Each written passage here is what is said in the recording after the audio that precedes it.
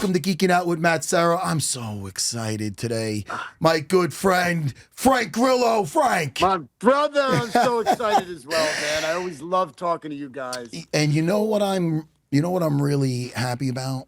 And I told this to Christian when I got in studio, because last night, first showing, me, my family, my young fighter, Tommy DeGennaro, we seen Superman and I liked it. Thank God I liked it, Frank. I know, bro. I know. Even Gunn, it's like, you're in it so deep. And I've got a great cameo because it's connective tissue to other things, but even being part of it at that level and being so in deep with James Gunn and Peter Safran over there at DC, like I was so nervous, like a little boy, like I was playing Superman, that when the numbers started to come out, I was just like, oh, thank you, God. The movie I thought was it hit all the right notes for what Superman is, and I loved it, and I was hoping people would feel the same way, and it seems that they do.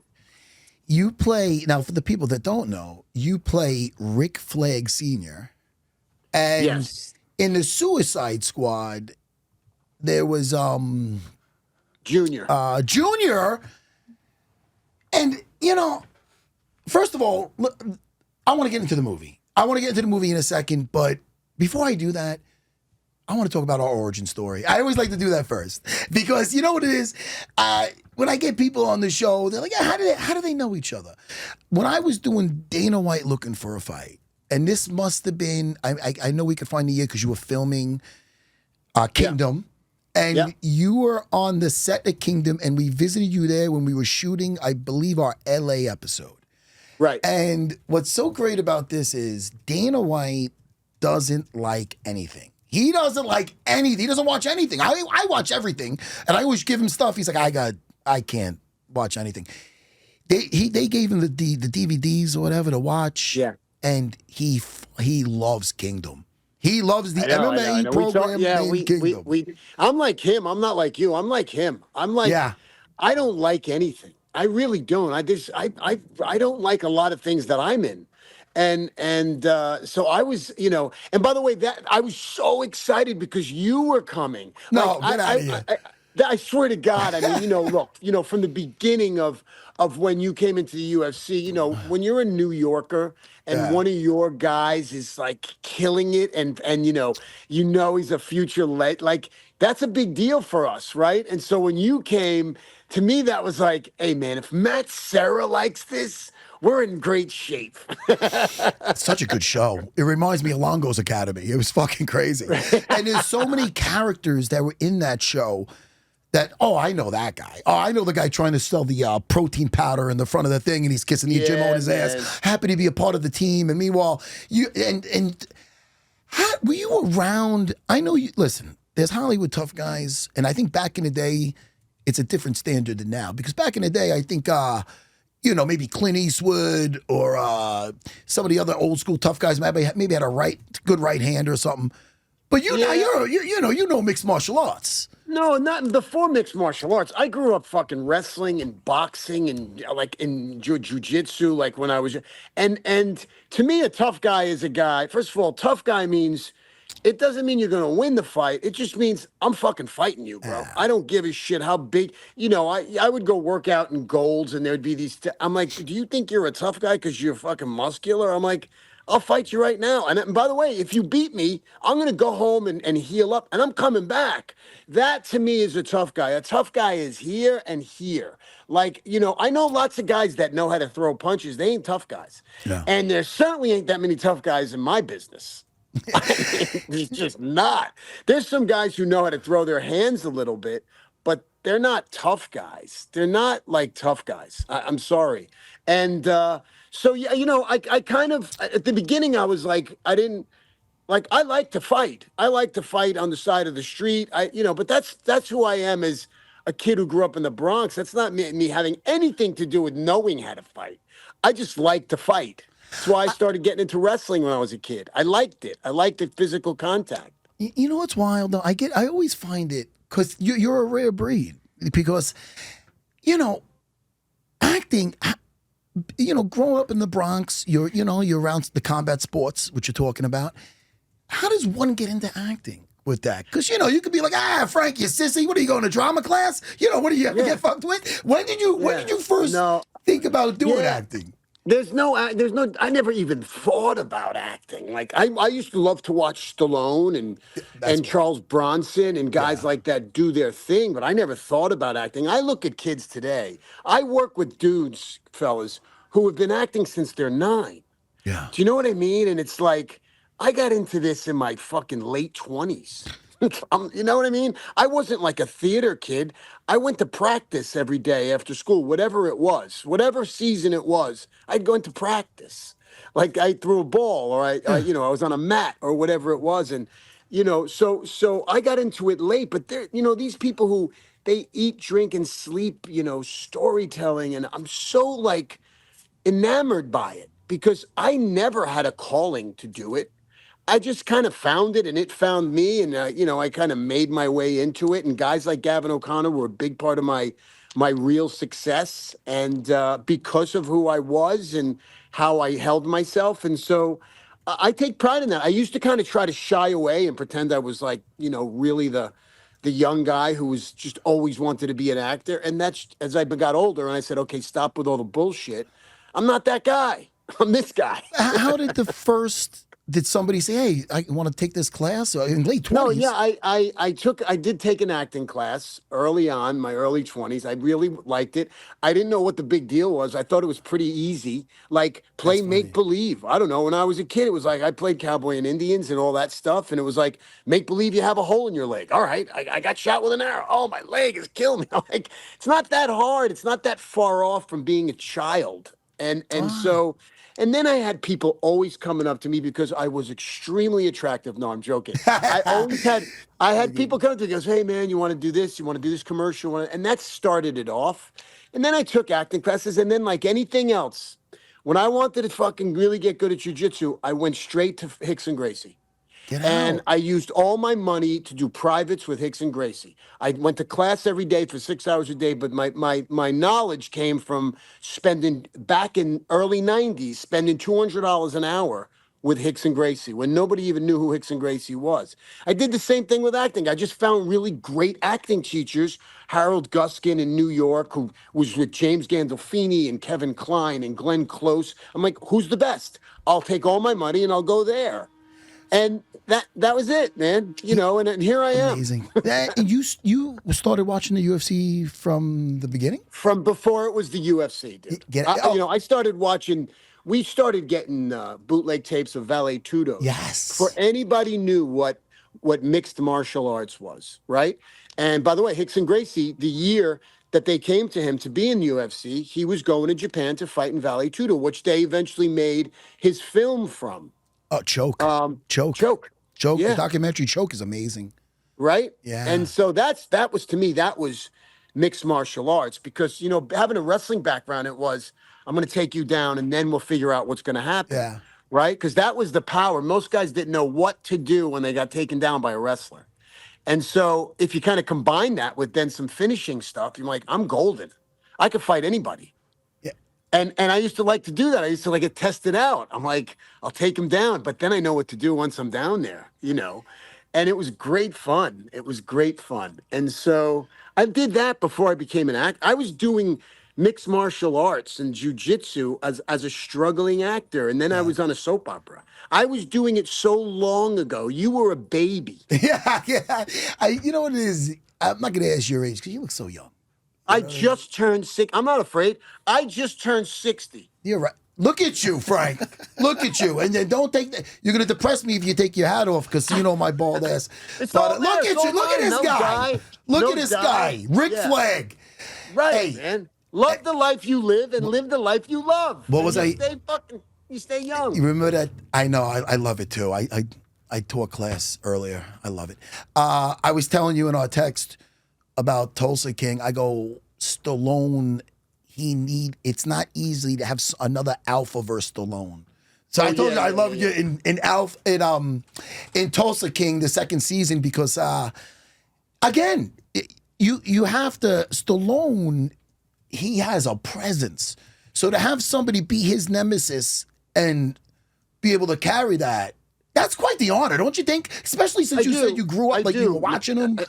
It's not lost on me that he called me, and I might have said this to you last time. He called me and asked me if I would be on the show with him. And to me, Sly has always been, just at the pinnacle of, movie making and the movie star. And, he's so shaped a lot of our lives as younger guys. And to have that guy call me, then to be on set with him, and I'm sure you've experienced this as a fighter where you're going to go fight someone who you've been admiring and watching and just kind of really, and maybe even in awe of, like I've been in awe of this guy. Yeah. And then you're on the mat with him or you're in the cage with him. It's an interesting experience.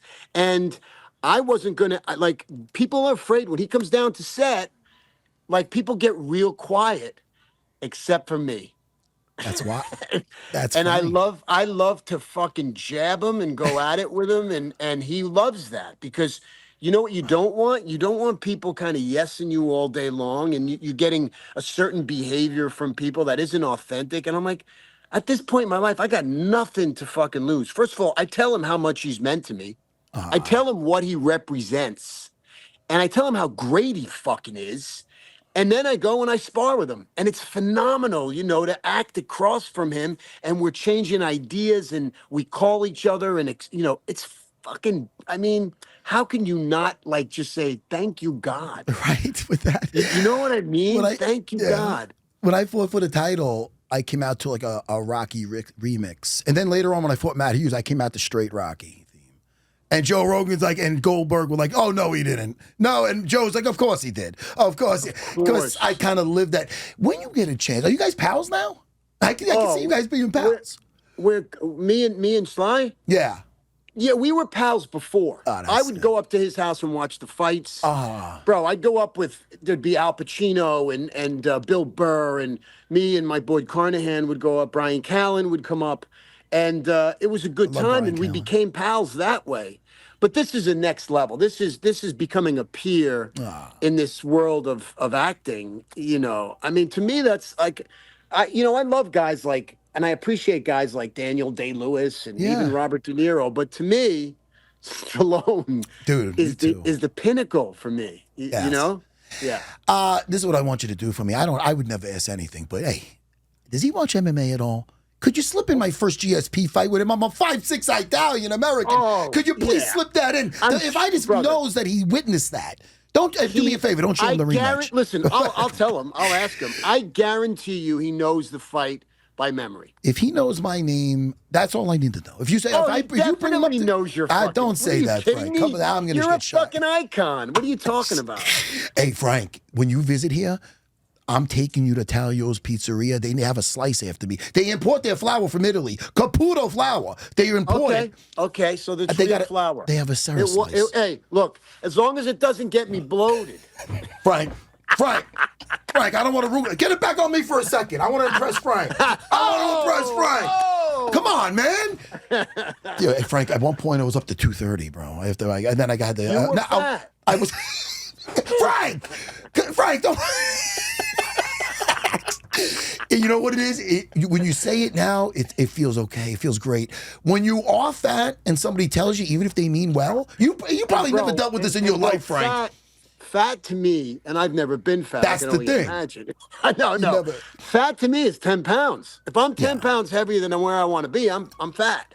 At one point, I was 50 pounds heavy. I'm 185 now. You're in that realm of disgusting. It's not good, Frank. I'd have Longo hold. If I was out with Longo at an event, I have him holding the popcorn for me. I don't want nobody making fun. He's like, "Are you serious? You can't hold it." I go, I was a fat guy, and then I got my shit together. I'm like, what am I doing? I'm a former champion. I got to fucking walk around. You're always a champion. Thank you so much. Always a champion. But so I loved you in Tulsa King. There's a third season coming out. You don't end it like this. Third season coming out, which gets hairy with my character, and something cool happens about mid-season. Yeah. And then things look like there's going to be a great fourth season, which will start in the fall. So great. Before we get into, I loved it. I freaking loved it. And a lot of times seasons drop off. Like after the first season, you're like, how's the second season? I got excited when you told me you were in it. I watched it. I loved it. I can't. And you said by the fall. You said By the, you're filming. I think in September season 3 will drop, Oh, and nice. it looks like I'll be back, and we'll start shooting end of October, beginning of November for season 4. So great. Yeah, Now, you know, I watch some animated stuff. I love that kind of stuff. You know, I'm a geek. You know, I'm a geek with that. I'm a I know. dangerous geek, but I'm a geek with a lot of this stuff. You know what I mean? Yes. Yeah. You're like, yes, you were impressed, but sometimes I'm dropping names at you. Like, whoa, he knows No, this shit. you blow me away, dude. I mean, your knowledge of this stuff is far exceeds anything. I mean, you're on the level of my young son Rio, I'll who take that is as a just compliment. brilliant. I mean, you really right there. Yeah. How old is that? By the way, how old is He's Rio? 17, and I'm going to tell you Okay. something. This kid's room, I could literally open his doors as a comic store. Yeah, But that's so great. the great thing I love about him, he's a voracious reader, and he understands the genesis of everything and the multiverse, this, that, and the third. Yeah. But he likes the obscure ones. Oh, The interesting. ones that are really kind of dark and not in the mainstream of comic. And I love that about him. Like That's he's really great. like my oldest son is a filmmaker, and my youngest guy introduced him to a series that he had not heard of.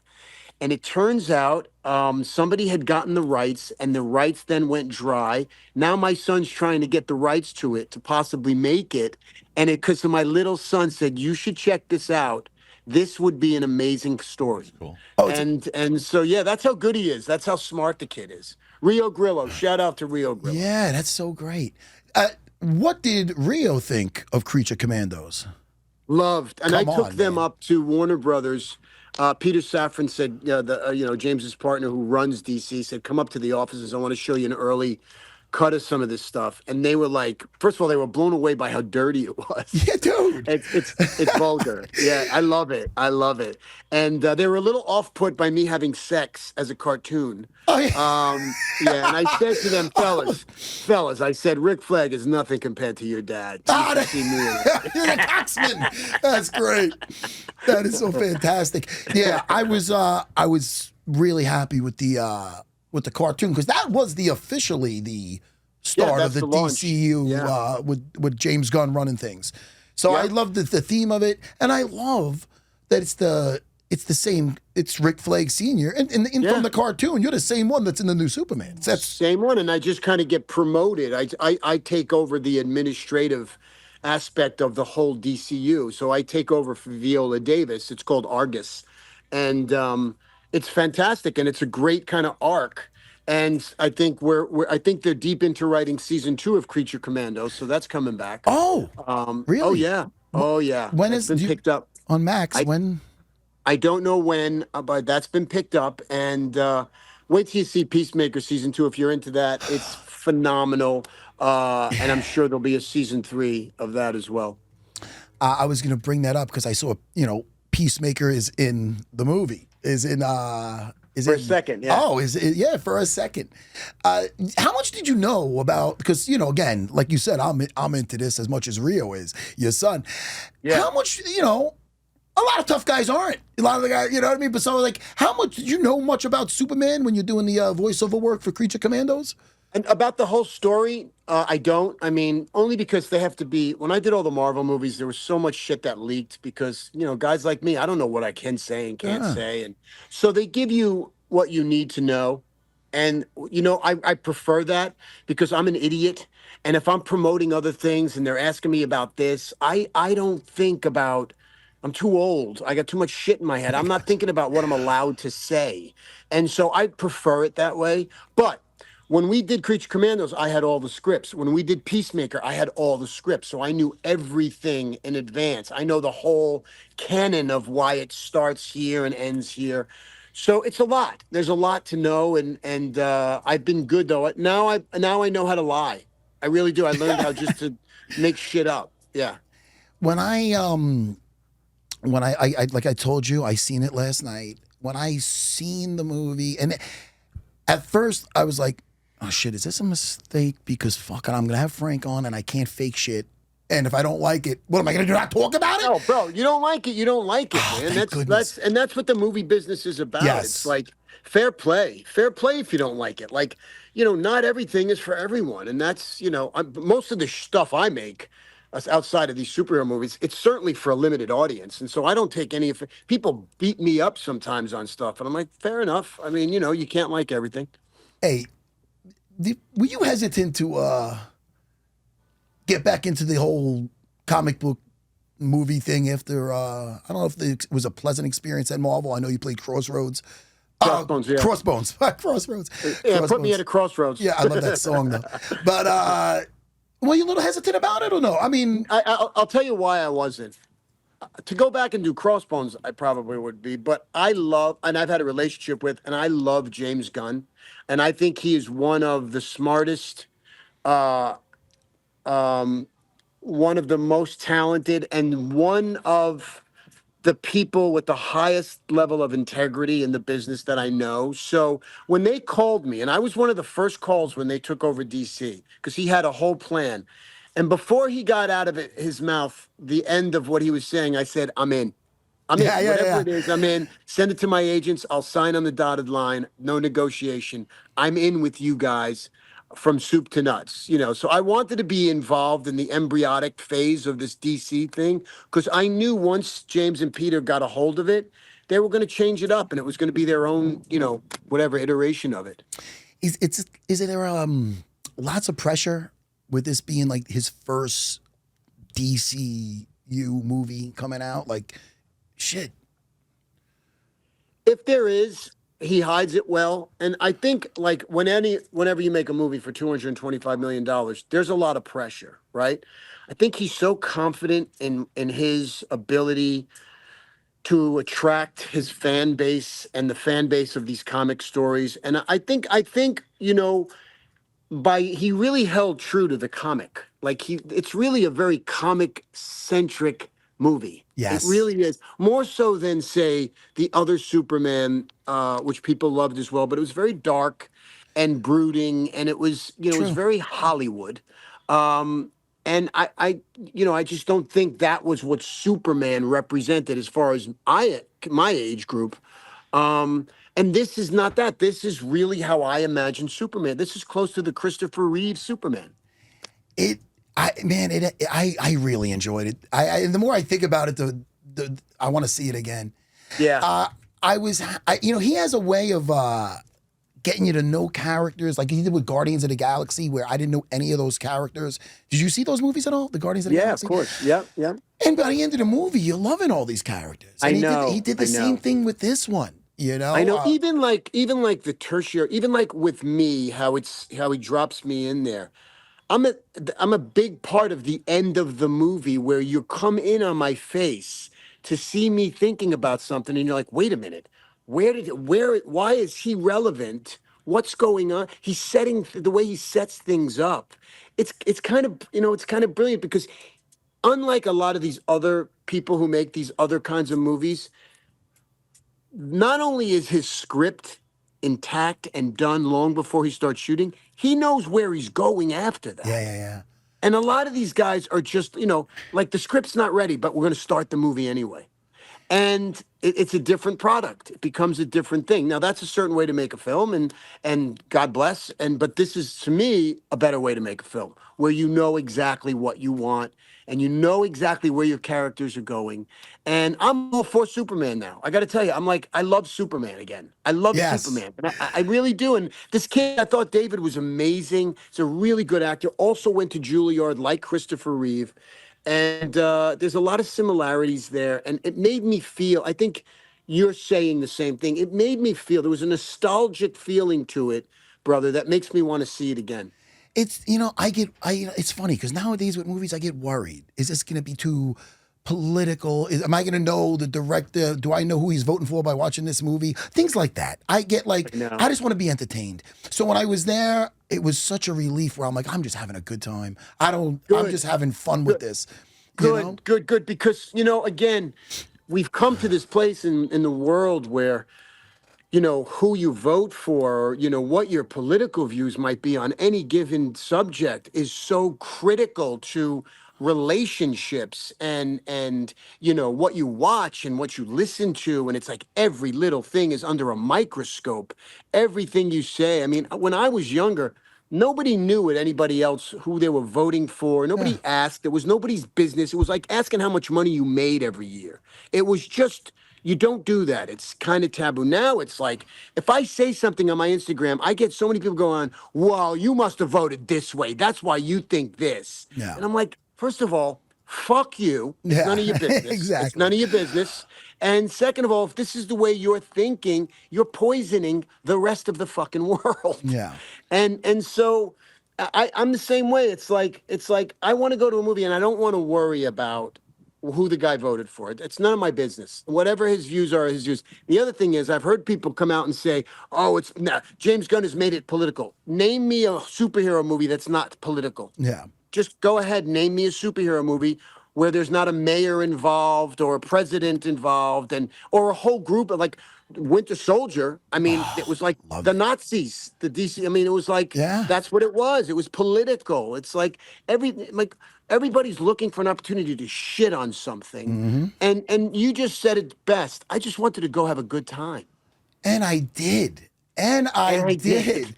And again, now that it's spoilers, not to sound too geeky, how does Rick Flag Sr. see Superman? I think, like all other metahumans, he sees him as an it's something that's there. They're there, and by the way, they kind of are. I don't want to say the word immigrant; I would get blown out of the water. But they are aliens, Yes. right? These metahumans are aliens. When you see Superman, who is kind of saving the world and not calling the president to kind Yes. of do you know what I mean? I For loved it. me, my job is, are you hearing me? Yes, here, gotcha. So Rick Flag is to me it's like there's protocol. I get you want to save the world, but you're also destroying things in the process. You're destroying buildings. You're destroying roads. So it's an interesting kind of conundrum that Rick Flag then takes over as an administrator, and I got to control these people or these metahumans. And so it's am I bad or good? I don't. I just sit on the one side of an ideology, which is we can't let them just run rampant. Yeah. You Hey, know? oh no, no, I get it. And man, I love the character of Rick Flag Sr. You know why? I was upset when we lost Rick Flag. I go, that's a cool Right. character. So then when I Right. heard Right. you're Right. playing the father, I go, first of all, I thought you were too young. And then I'm like, wait, that may make sense. He got started early. But it's Yeah. so, you know Yeah. what I mean? Yeah. And Rick Flag Senior is older than you think he is. That was James's Yeah. theory. Something happened, and he looks younger than he really is. But I wanted the white hair too. I wanted the haircut and the white hair because I thought that was the character. I didn't want to come in with my hair, but I was doing Tulsa King, Oh, so there was a crossover. So I could not get rid of my hair. I gotcha. So then, because it was all kind of intertwined, I had to keep it for Superman too, because I shot that during Tulsa King, and Yeah. it turned into a whole hair thing. Yeah. So you did they want the white hair? Yeah, we were so excited. It was like going to be like James Gunn's hair, and Ah, because that's how it is in the comic. yeah. And I was really disappointed because it was a real bummer for me. I just thought that was a real big part of the character was that bleached white hair. Yeah, I gotcha. Nah, listen, that didn't take me out of it.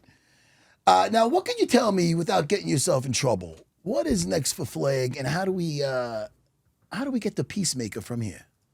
Yeah. What happens? What happens is Flag gets a promotion, Okay.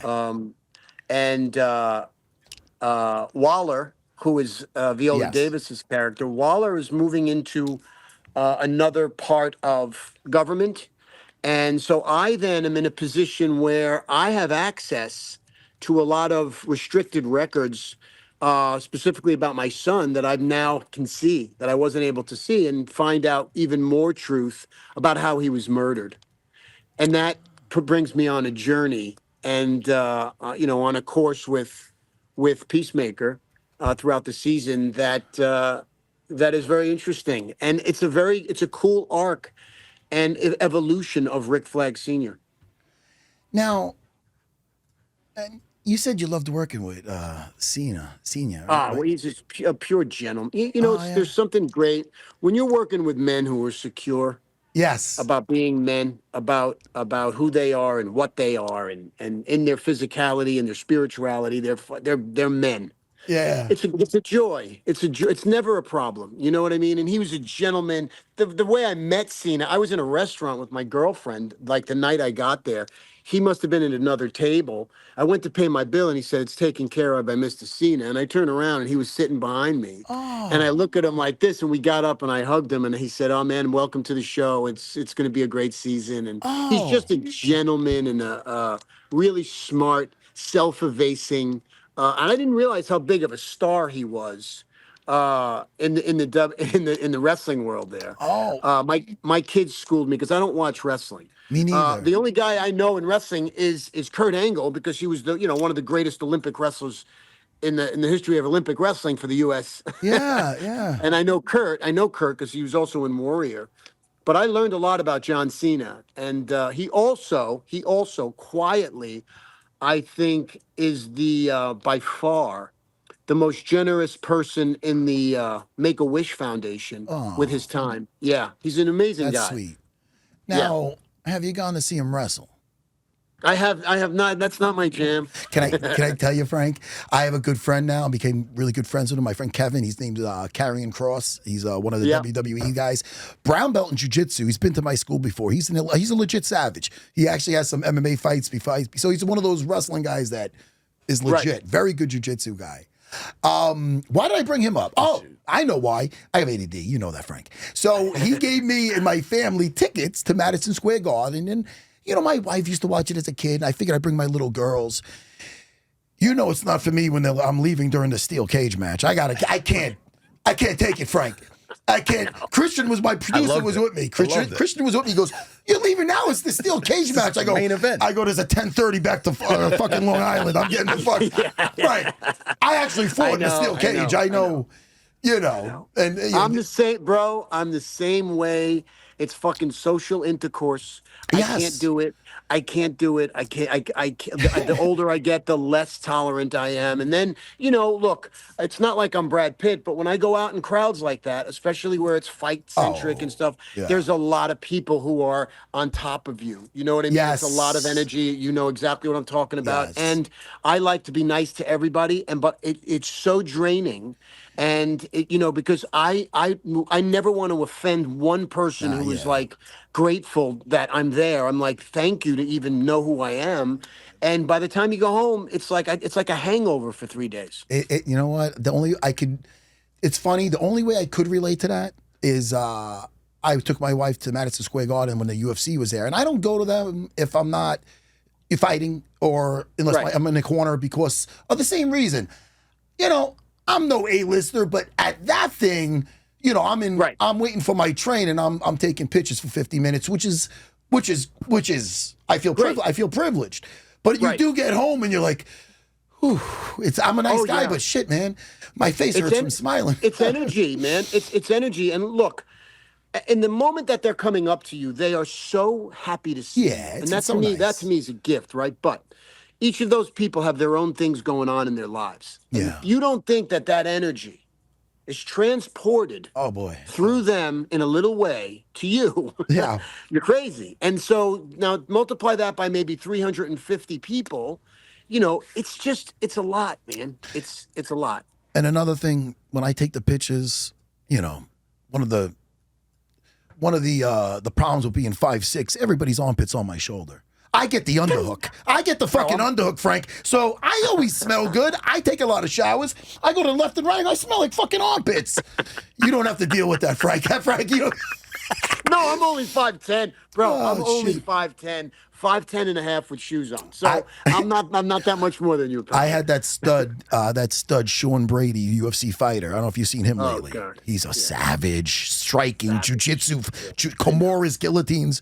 So, people are calling him, man, he's short. So I had him on my thing. He's like, guys are calling me short. I'm 5'9", man. I'm not like I'm 5'6" or anything. I go, no, Sean, stop.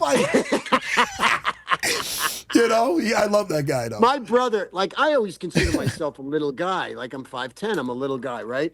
And my brother's 5'6", and I love him so much. And I will say things like inadvertently say things about being little, and he looks at me. He's like, "How dare you? How dare you?" Yes, I'm with him on that. I'm with him on that. 5'6". Hey, at the end of the year, Mark Kerr is the Smashing Machine. The Yeah, Rock's going to be playing that, yeah, and it's funny. Gavin O'Connor did yeah, he did the documentary, yeah. He right? did It was documentary. fucking. We watched that. I'm surprised. No talks about being in that thing. Yep. For me, Yeah, I mean, listen, you're almost from the movie Warrior, which it's become like kind of a cult classic now. People love yeah, that. The MMA guys love that. Kingdom. yeah. It's almost like a natural fit. And if Yeah, no, I don't. That's this big studio movie that the one with Dwayne. yes, Dwayne. I'm not in that. I'm not on those lists. Yeah. They're not looking for authenticity. And I hope The Rock, who I love, I hope he does a good job and he sheds The Rock Yeah. and he can become Mark Kerr because it's a great person to get to play. But yeah, I kind of don't even look at that stuff anymore. It's like, and I don't even know who knows, how involved I am in fighting or how much I know or how connected I am to the fight world. They're making a movie. You know what I Yeah. mean? So I'm not, at this point, I'm not on a whole lot of studio lists for big, giant studio movies like that. Do you know what I mean? And I I'm hear not you. really willing to go in there and do a dog and pony and make like the monkey and let me show you what I could do. I'm too old and too tired and I don't care. And Yeah. so yeah, I'm just a spectator when it comes to that stuff. You know what's great, Frank? I feel like I'm seeing you now more than ever. I mean, Creature Commandos, Peacemaker, Yeah. Tulsa King, Yeah, high profile this stuff is and it's but Superman.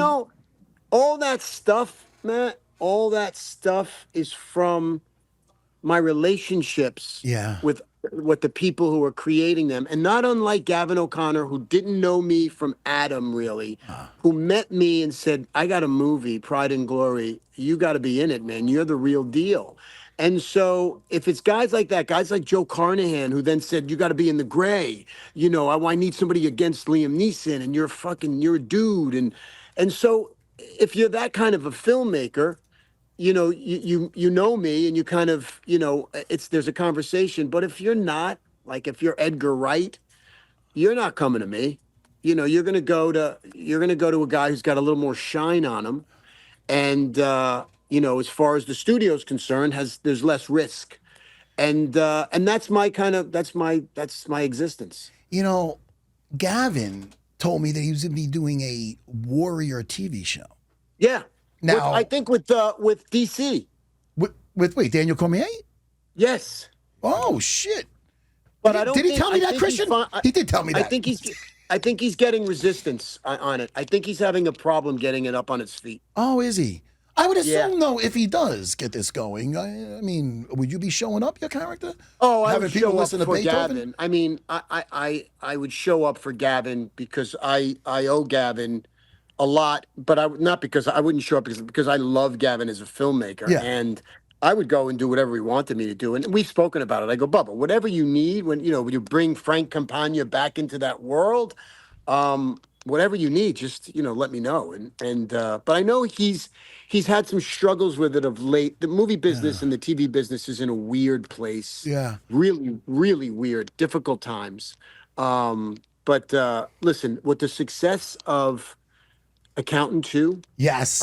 Gavin has catapulted into that A-list category. Yeah, So happy it's a and success. yeah, and he's made Ben Affleck really relevant again. And Yeah. so he's got those guys on his side. I think Gavin's going to be okay. You know what's nice about Ben Affleck? I saw him on Theo Vaughn's podcast, and you know what people don't get? I mean, maybe they could get it, or whenever you see guys and they got they look angry because they're doing this, maybe they with their kids and the paparazzi's in their face, and Who wouldn't be angry at that shit? I don't have They to deal are. with that. So it's like, They've been in his face since Good Will Hunting. Ben yeah, is also I don't really know Ben. I know a little bit about Ben, and he is a private guy. He's yeah, a shy guy. He's a shy guy. He's also an artist. I mean, he's been doing this. Those two guys, Ben and Matt, came out here when they were 17, 18 years old. They were doing bit parts in movies as kids. They've been here for a long time. They've yeah, seen everything. And he's not interested anymore in the fame of it all. I mean, he's not interested at all. And I think him getting back together with Jennifer Lopez just destroyed him in a way, yeah, because that was all publicity. yeah. And he's a quiet, reserved. He's an amazing filmmaker, and I got to tell you, for my money, he's become a really, really good actor. Man, he's like really. I watched him in Accountant. I'm like, wow, it's Yeah. great to watch a guy who's 50 years old, who is improving, constantly improving. You know what I Yeah. mean? Could we see you in Accountant 3? What do you think? Maybe. Gavin knows me at this point. I'm a lot of my things. Let's go. Hey, and with Superman, there was, they took a little liberty, not to jump right to the chase here with this one, but I personally liked it. A lot of people don't. A lot of people hate what's going on, why he was sent to Earth. This is the first time they ever did this twist. Since we're doing some that right? spoilers, Yeah, you don't know the lore. I'm sure I'm not. I don't know if you know. I don't know if you know the lore like I Well, do. I know his parents sent him to Earth because their planet was being destroyed. Yeah, And they sent him to Earth specifically because of humanity matched with their ideologies of how to be a good person. yes, I mean, listen, he got adopted by people in Kansas, right? yeah, Isn't that where the so I mean, it's like the quintessential American, and by the way, it used to be truth, justice, and the American way. yes. And now it's truth, justice, and a better tomorrow. Yeah, So I think they yeah, could have kept it alone. I liked, because he grew up in I the agree. heart of America. I agree. You I know, think they should stop fucking with things that work, like I hate, yeah. Snow White and stuff like that. It's like, I don't know how all of this stuff became so bad or negative. Like, what is the American way bad? I don't, again, that Yeah. becomes really hyper politicized. It does. Why are when did America become bad? That's what's so crazy. You got a American flag shirt or something on your thing. You're representing that, and they're like looking at you like the devil. It's bad to I say got I an love American America. flag about my house, Yeah, man. It's man. like I'm has proud. nothing to do with politics. It's about my parents. When my fathers, then they came here. They assimilated immediately. They didn't want to be Italian. They wanted to be American. Yes. And so they didn't speak Italian in the house. They spoke English, broken English, but it was English. And they went and got jobs and they did the American thing because there was a dream involved in that. And Yeah. Arnold talks about it brilliantly. Yes. And I don't know. Like I again, without getting too political, it's like I just like what's wrong with that? What's wrong? Nothing with at that? all. I don't get. Yeah. So the message. Now look, yes, the Krypton's gonna blow up. They saved their son in every version from back in the day. Christopher Reeve, Zack Snyder's version. You know. What's his Carell? What's his father's name? Jor-El. Jarrell. I was close. Jarrell. I was close. Khabib, Habib. No, but Jarrell, he's always a good man. Marlon Brando, Kurt Russell. No, Gladiator. Oh, Russell Crowe. Yeah, Russell. Russell Crowe. Everybody, so the father of Superman was always a man of character, and a good man, a good person. This couple, Bradley Cooper. Now, in the beginning, he's in his fortress of solitude and it puts him at ease watching the message. The message was broken up, okay? Right. And the beginning is very almost hippie, like go there and the people, and spread, whatever. You know what he's going to spread when he got the rest of the message? His seed, spread his seed everywhere. Everywhere. What the fuck? They Right. sent him there to get a harem. And did you get as many wives as you want? Right. Wow. That's a different take bro. on it. It's a different take on it, Frank. Yeah, It's wild. Yeah. And by the way, and then the moral conundrum that he's in. Yes. Because he's living a lie. He's been living a lie, and he's not understood who he really was supposed to be. It's really kind of interesting. I love that, and I love that Yeah. even though they sent him there, and that was his. That's going to be your purpose, and you're going to, get a bunch of wives, but his parents, very simple. The way they're talking to the cell phone with the, they don't know how to work it. The mother and the father's like a It big. was great. They were great. They were I thought they were great. really. I know. And Gunn Simple is folk. great at infusing levity Yes. at points where you're like, this can go really dark, but we're not going to do that. We're going to break it up a bit. And I thought she was great with the phone and the father's that's like a big mush when he's starting to talk to him and he's starting to get emotional. I love that. Yeah. And then she went in there and she called him like a big bear, a big baby or something. It was something like, it was just so, but that is where he got his morals from. That was his moral compass. That's exactly right. And that is the American way. Yes. The people from Kansas gave them, look, being from the Bronx of Italian descent and immigrants, the American way wasn't really alive in my house, right? We were trying to live like Americans, or as my father would say, Americanos, right? And so, but these people who are generationally have been in the Midwest, they came over on the boat, in the 1500s. They've created this American way, which is we are good people. We take care of each other. We take care of our community, right? If anybody is in need of anything, we're there for them. With by the way, and sometimes with even putting ourselves in jeopardy to save someone else, we're willing to do that. That was the American way, right? Yes. And so it's just it's.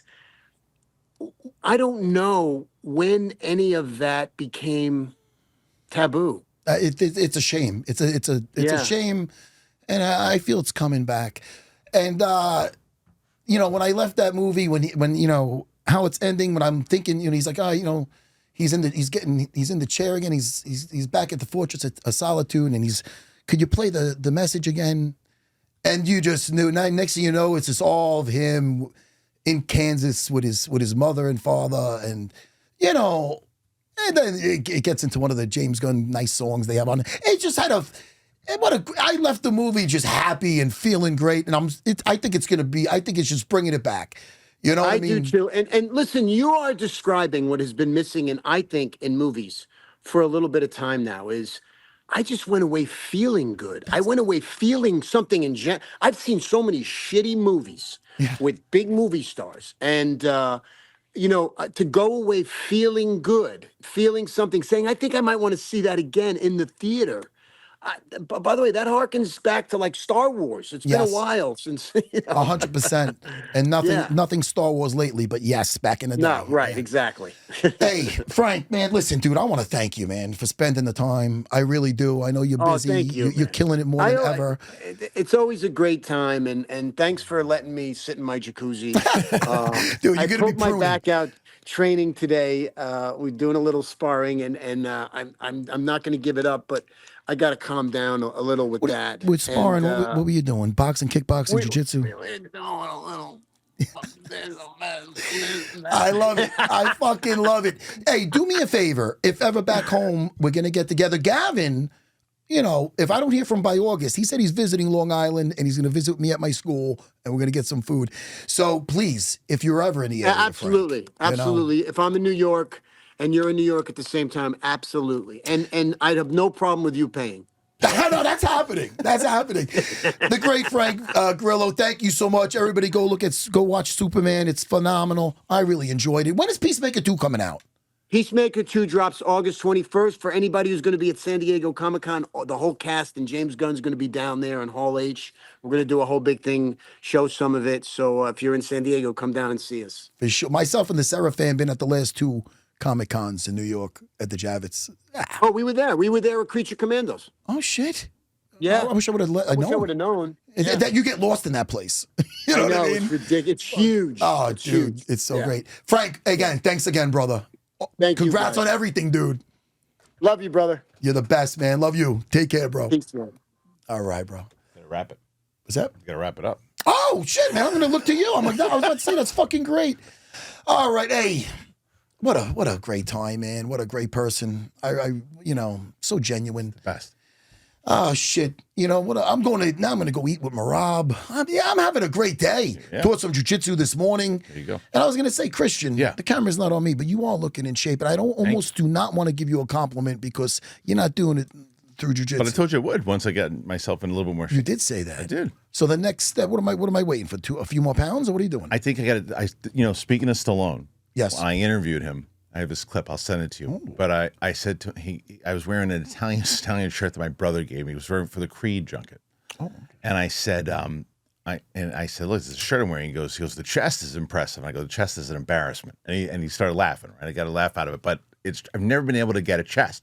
So when I start developing a chest, that's when I'll come in. Do you have a trainer? My friend who's been the one you said looks like you. Wait, hold on. Back it up a second. You're waiting until you get chest muscles to do some jujitsu? What the fuck? Wait, what are you fucking? What are you talking about? What the fuck did I just listen to? I'm waiting till my chest fits a little. Do some push-ups in the off time. All right, we're getting out of here. I'm trying to recover from what the fuck I just heard. Thank you, my great producer, Christian Harloff. Everybody, the great Frank Grillo. Go watch Superman. I loved it. He's dying. Stay humble, you're dangerous. We have fun. Bye.